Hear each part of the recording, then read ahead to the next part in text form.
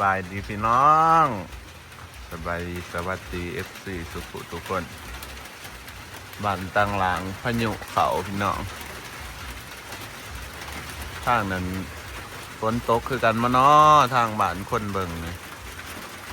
ทางนี้ตกตั้งแต่คืนนี่พี่น้องเลย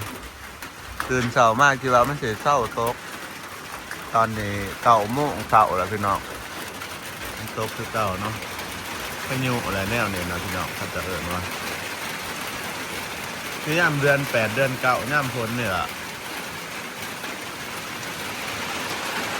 ฝนตกบรรยากาศมืดครึ้มอยู่พี่น้องเอ้ยพ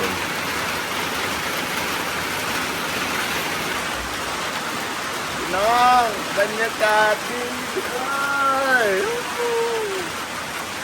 แต่พอบรรยากาศเนี่ยนี่หลายเดือนเนาะพี่น้องตั้งแต่ฝนหยุดตก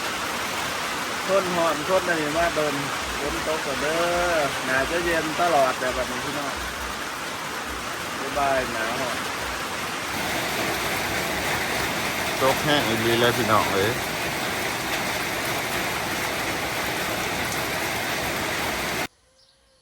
สบายดีสวัสดีพ่อแม่พี่น้อง FC ทุกคนเด้อเมื่อเช้านี่ก็ฝนตกพี่น้องเอ้ยฝนตกแห้งมื้อนี้เฮาวางแผนสิเข้าในเมืองพี่น้องตำมิดก็ว่าสิบ่ได้ไปพี่น้องเอ้ยก็เลยว่าสวยๆมาเนาะ10 โมงกว่าเนาะ11 โมงแล้วพี่น้องฝนมันหยุดตกเนาะพี่น้องบ่าวสุกเลยสิไปเวียกต่อมื้อนี้บ่าวสุกสิเข้าในเมืองปากเซ่พี่น้องสิเข้าไปหาหมอเนาะบ่ได้เข้าหยังหรอกไปหาหมอแขวสิไปฟอกฟันแน่เนาะทุกคนอันนี้เพราะว่าหลังจากบ่าวสุกดัดฟันมา5 ปีเนาะพี่น้องแขวมันเหลือง ฟันมันเหลืองเนาะก็เลยว่าสิไปฟอกซะก็ได้ให้มันหยิ่มแบบอันนี้แน่เนาะทุกคนมันเลี้ยงงามอยู่แต่ว่ามันสีบ่ค่อยอันนี้ปานใดพี่น้องเลยมื้อนี้ก็สิเข้าไปทั้งหาหมอฟันแล้วก็ไปหาหมออันนี้นำสุขภาพนำเนาะพี่น้องบ่าวสุขสิเข้าไปคลินิกไปเช็คสุขภาพประจำปีเนาะครบรอบ1 ปีแล้วพี่น้องปีกายนี่บ่าวสุขก็ไปเช็คเบิ่งเนาะก็ร่างกายก็ปกติบ่าวสุขพร้อมอันได้มาเช็คสุขภาพบางปีกายเลยพี่น้องเริ่มบางปีก่อนนี่เนาะกับปีนี้ก็สิไปเช็คเบิ่งอีกพี่น้องก็สุขภาพดีต้องมาก่อนเนาะเพราะว่าหาเงินหาครับมันก็ต้องใส่สุขภาพหานะพี่น้องถ่ายถ่ายคลิปไปหันไปนี่เดินทางเนาะพี่น้องกันสุขภาพบ่ดีก็เฮ็ดบ่ได้เนาะเดี๋ยวเฮาเข้าไปในเมืองเดี๋ยวก็สิไปหลายอย่างเนาะพี่น้องไปซื้อนั่นซื้อนี่แน่สิไปซื้อบักทุเรียนแน่เนาะพี่น้องเนี่ยก็บางเทื่อก็สิไปเบิ่งอึ่งข้างทางนำบางทีมันมีขายแต่ว่าซ้ายปานนี้น่าจะบ่มีเลยแล้วพี่น้องเอ้ยมอเตอร์ไซค์ไปคือเก่าบิดมอเตอร์ไซค์ไปคือสิเย็นคักพี่น้องมื้อนี้หลังฝนตกจักกันน็อกไปเฮามีแต่มอเตอร์ไซค์เลย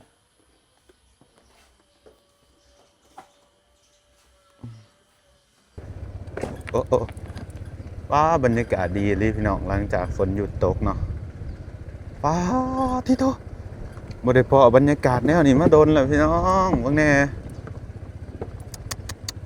อากาศสดชื่น no PM 2.5พี่น้องเอ้ยบรรยากาศสดชื่นอะดิสังเกตได้เลยว่ามันอากาศมันบริสุทธิ์แฮงพี่น้องที่มื้อนี้ที่ต่างไปบิดรถเล่นเนาะไปชมบรรยากาศขับรถเล่นเย็นๆหลังจากฝนตกพี่น้องโอ้อากาศดีจังเลยเข้าไปในเมืองไปเล่นน้ำไม้เผิงเลยไปแล้วเวียกกับไปเล่นน้ำไม้เผิงตอนเสียแรงๆกับเขามาพี่น้องสะพานเท่าเพิ่นกระสอบแล้วกันแน่นคือเก่าแล้วพี่น้องแต่ว่ายังเอียงอยู่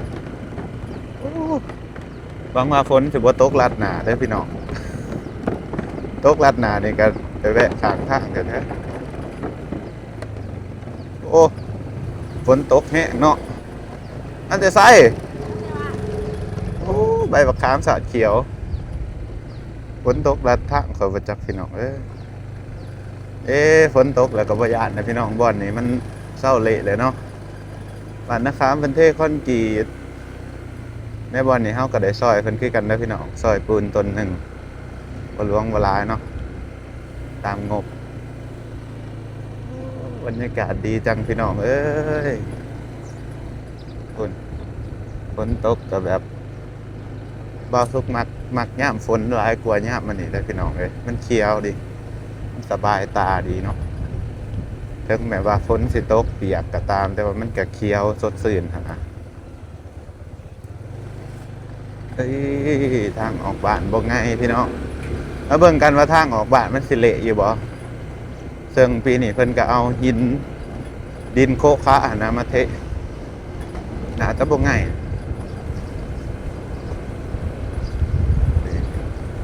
โอ้พี่น้องเอ้ยบรรยากาศดีคักแท้ครับรถซิวโอ้ยคิดฮอดบรรยากาศเก่าๆเลยพี่น้องปีนี้บ่าวสุกจะออกทั่วอีกรอบหนึงเด้อพี่น้องแต่ว่าบ่ได้ทั่วอัน18แขวงหรอกสิไปเมืองวังเวียงพี่น้องแขวงเวียงจันทน์แล้วก็ไปเมืองท่าแขกแขวงคำมวนพุ่นแหละดำหน้าแล้วพุ่นแหละเนาะพี่น้องยามฝนตกแห้งๆพุ่นแหละบ่าวสุกสิไปลุยฝนอีกรอบหนึงเนาะหรือฟื้นความหลังตอนที่บ่าวสุกไปทั่วตอนนั้นปี2024พี่น้องม่วนไปทั่วกับบ่าวคำแสงตอนนั้นคักเป็นคักพี่น้องเอ้ยปีนี้ได้ว่าอยากลื้อฟื้นก่อนอยากไปสัมผัสบรรยากาศธรรมศาสตร์แบบฝนตกสาดหนาครับมอเตอร์ไซค์พี่น้องไปลุยอีกก่อนจักหอบหนึ่งไปพักวังเวียงจัก3-4 มื้อไปหาปีนพาจุดชมวิวพี่น้อง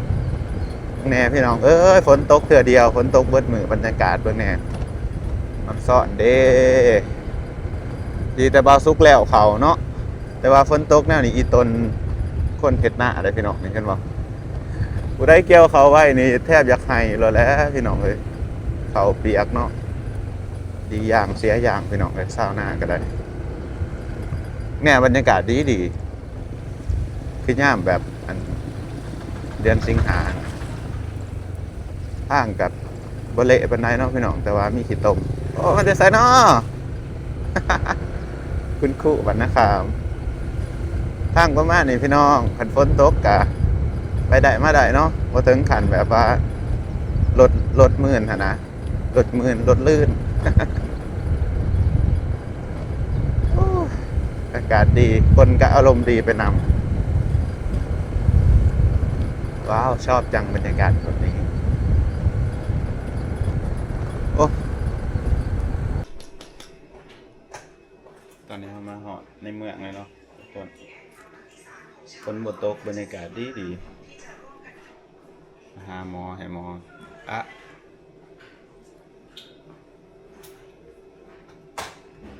หมอแทงเลือด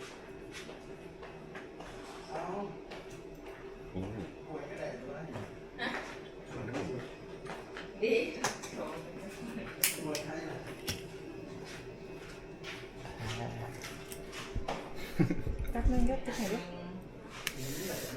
เจ็บแพง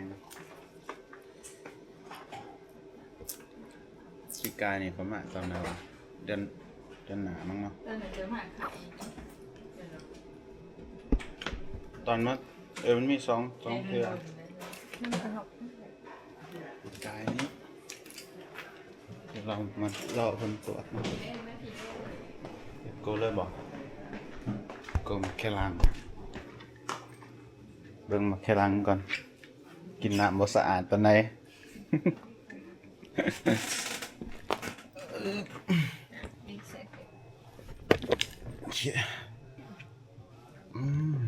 ให้มาเบิ่งแค่ล้างให้เนาะทุกคน สีจำถาเนี่ย คุณหมอสวยนะเนี่ย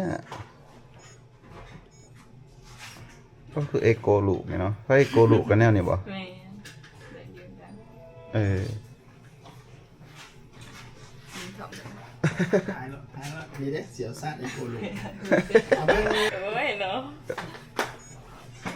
บินสองถึงนะ เบ่งทอง นี่ฝึกกินข้าวด้วยเลยสิ เนี่ย กินสวย เขาว่ามาตรวจเลือดครับบ่ให้กินเขาว่าแม่นอยู่บ่ แม่ เขาเลยบ่กินหยังใส่หน่วยมาแค่ล้างหั่นบ่ เจนันทองดี เออ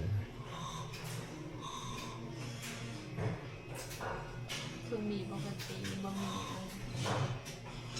ถ้าเราไปกินอาหารทงบีมันสิเต็มสิ เอา อันนี้ตับทำหมด ตับบ่เบิ่งนี่ แม่ตับดีแค่นั้น แค่ล้างบ่ตัวนี้ แม่ ก็แค่ล้างคอยพี่น้อง ปกติ ปกติวะว่าไม่เหนียวติ อีเนี่ย กินเบียร์ได้อีกเนี่ยหน่วยกองเลยนี่หน่วยกองน้ำเบิ่งใส่เบิ่งครัวไอ้เนาะ ปกติงานไปสอง คันมันเป็นเหนียวมันก็เห็นก่อนเลยบ่ เมนเป็นหน่วย ถ้าเป็นนิ้วก็เห็นเลยนะท่านผู้ชม พวกเนี้ย แล้วบ้ามาแค่หำโมเมนต์ เนี้ยปกติ พวกเงี้ยวเนี่ยมันสิมักเป็นหยังเหนียวคือกันบ่ บางที่ก็มีเหนียวบางคนก็อาเสียพวกเนี้ยมาอดเบาอย่างเดียว อ๋อเขาว่าให้กินน้ำได้ๆพอกินน้ำแล้วมันมักเหนียวตลอดปกติอยู่บ่ แม่แสดงว่าใครรักเนาะทำอย่างดี โอ้ อีเวนต์เด้อปัญหา โอเค ซึ่งพอจะขาไม่ท้องเนาะมีไม่ท้องเลย ได้จะว่าบ่ได้ขาปีหนึงเลยเด้ตั้งแต่พุ่นน่ะบ่ค่อยได้กินหักบ่ได้กินดิบแล้วเศร้ากินแต่โดนนะมันก็มีคือเก่าแล้วเนาะ แม่ที่สาสมัยกับพวกเดือนปีหนึ่งขาเดือนหนึ่ง 6 เดือนเนาะ ดีไปเลยไปหาเบิ้งคุณกดเลย บ่ดีถ้าเบิ่งผลกวดเลือดบ่นี่พี่น้องมาหาหมออยู่คลินิกเนาะคลินิกหมอสิริคำละไปทักผลกวดเลือดเรา เมื่อวันไข้มันหลอดเลือดทั่วไปปกติ50 5200นี่แม่น96กับยูนิเกนปกติเด้อไข้มันหัวใจนี่ปกติค่า50 5200ลงมานี่แม่น349ก็งดแป้งมันเพิ่มมีพวกสิ งดแป้ง แม่น อีหยังอีก ประเภทมันนั่นแหละออกกำลัง มัน กาย เนาะ แม่นเกี่ยวกับตับหนานที่การตับ0537นี่แม่น8.3กับปกติเด้อผักส่วนตับที่ส้มก็แม่น10กับปกติคือกันทานเบื่อตับ11.5ccของเฮานี่แม่น18.94เกี่ยวกับตับมี3อย่างบ่มีปัญหาหยังเนาะ น้ำตาล85ร้อยซาวพวกเรานี่แมน94กับยูนิเกนปกตินะ น้ำตาลปกติเนาะ แมนหนาที่การขนังก็ดีอยู่0.9ทานเบอร์ขนังก็มีแต่37เกี่ยวกับขนังบ่มีปัญหาหยังคือว่าดีเบิด2อย่าง อือฮึ ปวดลงคอนี่ปวดบ่ลงคอหยัง ไปลงคอ แมนคันปวดคอก็บ่กินไก่พวกสัตว์ปีกพวกเครื่องดองเนี่ยสัตว์ปลายังงด อือฮึ เพราะว่ามันสิทำปวดเจ็บคอเนาะ อือฮึ อันนี้ว่าเบิ่งแคลเซียมมื้อสายบ่ไปมื้อไปติเนาะ ก็คันนอนบ่พอก็มึน แนะนำกินนมจืดพวกผักของปลาเด้อเราขาดแคลเซียมมันขาดก็สิวินเวียนเนาะน้ำ แม่น กินนมจืดของพักของปลาหน่อยใส่น้ำตาลสะสมปกติเฮา4 5 6ขึ้นหานี่แม่น5.6ก็อยู่ในเกณฑ์ปกติเด้อ เลย มีแต่คันว่าย่านว่าน้ำตาลเกินยังก็พยายามอย่าสิกินหวานหลาย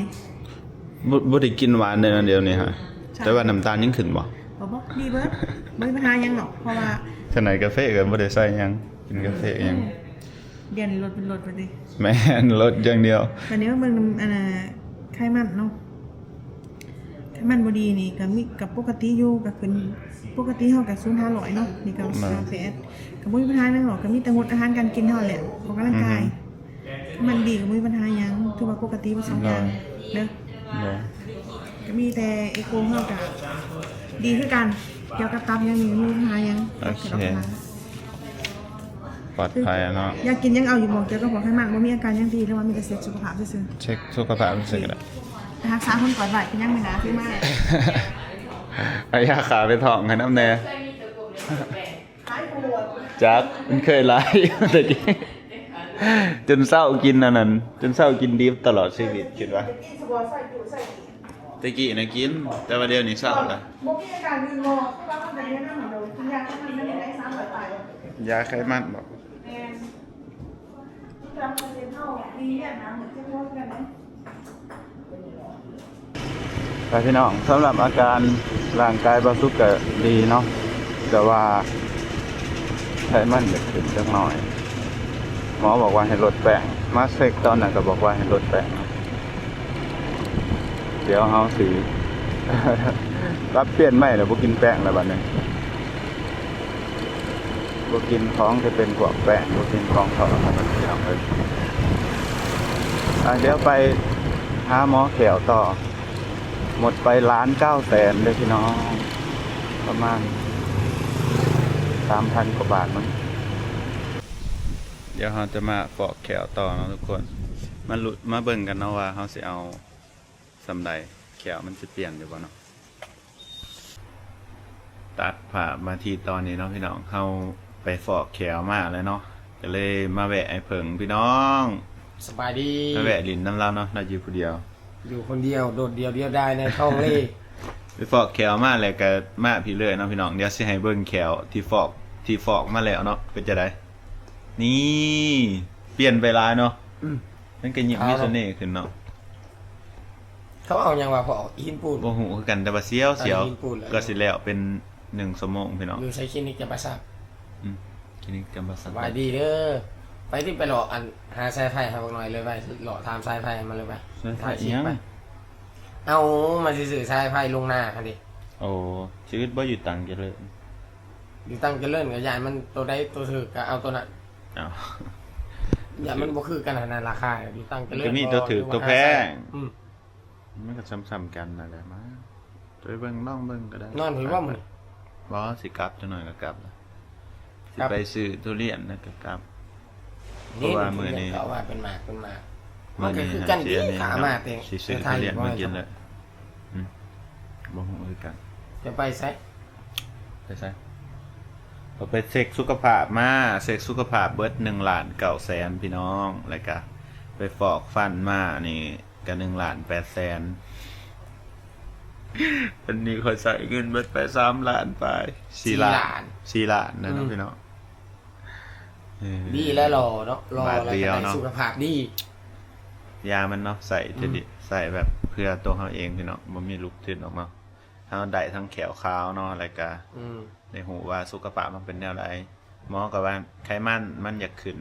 ลายเนาะ เอาจะออกกำลังกายเลยเนี่ย อืมหมอว่าให้ลดแป้งลดหยังแบบ